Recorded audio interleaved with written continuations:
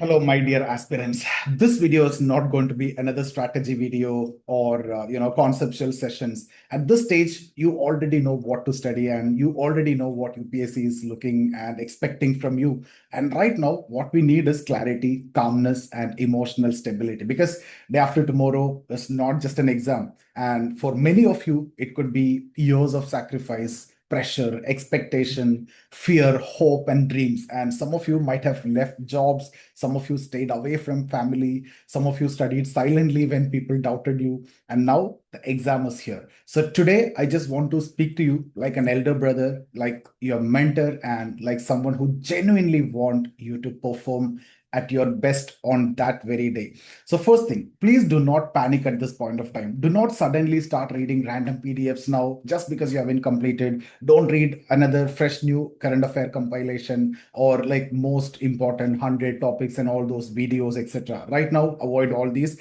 Right now, more information will only create confusion. So I strongly, advise you. It's not recommendation. It's not anything. It's a brotherly advice.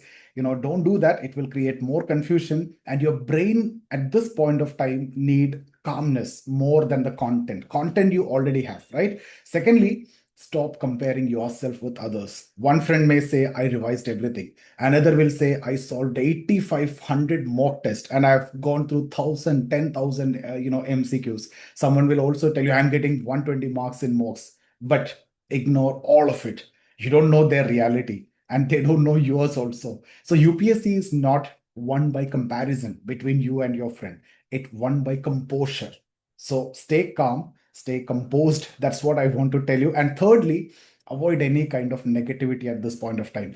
Don't discuss the cutoff predictions and don't discuss fear and don't discuss any rumors. Protect your mental peace. That is what more important for us at this point of time. Now, let me tell you what you should do, right? So I told you what you should not do. Let me tell you what you should do.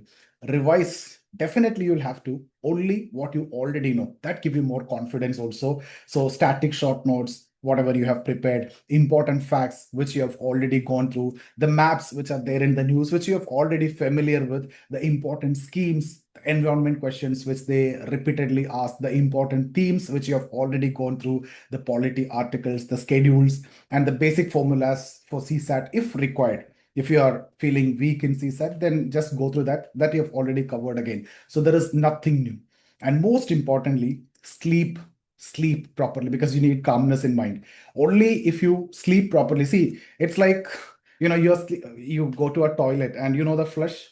If you don't flush, what is the toilet is all about? That is how without sleep, you will be like an unflushed toilet. So sleep properly. It's extremely important. A tired brain that makes silly mistakes and your thoughts won't be proper, it won't be reflected, you will be reading something different, you will be interpreting something different. So you need calmness. For that you have to sleep. And many students I've seen, they fail because not lack of knowledge but because anxiety that destroy their focus during the exam. And definitely you'll have to keep everything ready for the exam, whatever is required: the hall ticket, ID card, two or three black pens, water bottle, and if it is allowed, and then the center location, check it properly. Do not create any last minute stress. Reach the exam center on time or early, 30 minutes if possible, and eat light food. Avoid experimenting with food outside now. Don't do that. Don't take any food which you haven't tasted just for relaxing and all those. Just take light food for this day. Stay hydrated, most importantly, and reduce your phone usage also tomorrow night. Unnecessary videos you avoid. Social media also avoid the comparisons in social medias, etc. Now coming to the exam, inside the exam hall, now the most important part is this one: what you should do inside the exam hall. Listen this very carefully. The first 15 minutes will decide your emotional state.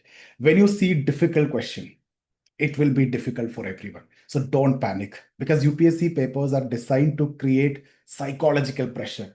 If paper is difficult, always remember this. That will make you calm. It is going to be difficult for everyone. You have prepared, the other person also prepared. If it's difficult for you, it is difficult for the other person also. And always remember that fact, that will always keep you calm, right? It has to be difficult for other if it is difficult for you. Now coming to the attempt, don't become overconfident. and don't become over defensive also. You have to use intelligent elimination because hardly you will see 25 to 30 questions which you clearly know if you have studied very well. Many questions you can solve without knowing the exact answer with proper elimination. That means you have to do intelligent elimination by trusting your preparation, the knowledge you acquired with that, trust that and do the elimination. And eliminate the extremes always. Definitely, neither, right? These kinds of extremes you can eliminate, especially in questions like economy, right? And look for logical inconsistencies. When it comes to elimination techniques, this is what I normally teach. Eliminate the extremes, looking for logical inconsistencies, and use interlinking of knowledge. Sometimes UPSC rewards that intelligent thinking more than mugging up and knowing the facts. So you will definitely be able to get many questions answered through that intelligent thinking and elimination. And one more important thing is, do not emotionally chase questions. If one question is difficult, leave it and move ahead. Just don't get stuck in that. Never destroy 10 questions because of your frustration in that one question. Okay, now see, I want to speak for those students, or to those students who are scared right now. Maybe your preparation is not complete, maybe incomplete, maybe your mock scores are inconsistent or less. Maybe this is your last attempt, and maybe your family have expectations. But I know you are under pressure, but listen to me very carefully. Nobody enters the exam hall feeling 100% ready. Nobody. That's the fact. Even the top rankers that I have gone through, my mentees, whether it is Vikas, 27th rank this year, Rohin, 39th rank this year, or even Kiran, 53rd rank this year, or Sonali, 89th rank this year, or Sachin, 41st rank last year, who these are main toppers also. They also had the same anxiety, same fear. So the toppers in the top hundreds, I know from my mentees, right? They all have the same fear like you. Courage, when I say courage, that doesn't mean absence of fear.